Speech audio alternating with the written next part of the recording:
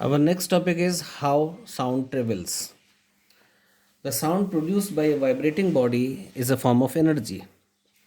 The vibrating body transfers this energy to the surrounding air molecules, which then start vibrating with the same frequency. These molecules pass on the vibrations to the neighboring molecules and so on. This is how sound travels in all directions from the sound producing body. Suppose this is a speaker and this is our ear. Okay, now in between the speaker and ear there are certain air molecules. The membrane of the speaker start vibrating and producing sound. The sound is absorbed by the first molecule. I am marking the molecules as 1 2 3 4.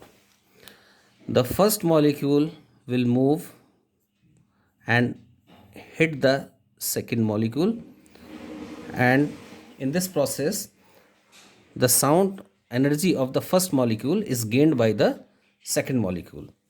So after hitting the second molecule, the first molecule come back. Please do remember this point. After hitting the second molecule, the first molecule comes back, and while coming back it also loses some energy. The second molecule will hit the third molecule and again comes back, and so on. The third molecule will hit the fourth molecule and comes back, and finally the fourth molecule will reach to the ear. This is how sound travels from one molecule to the another molecule. So after striking with the another molecule, the first molecule will come back, and while coming back it also loses some energy.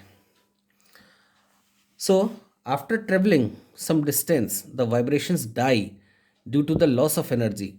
The louder the sound or the greater the amplitude of the vibration, the greater is the distance traveled by them before they die out.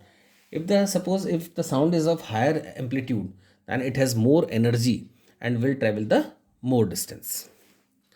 Now here we have figure 9.8. In this figure, in this activity, we are going to prove that sound needs a medium to propagate.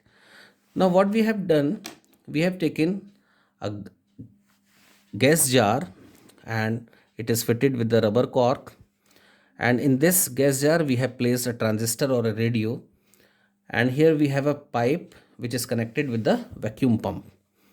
Now initially the gas jar is filled with the air.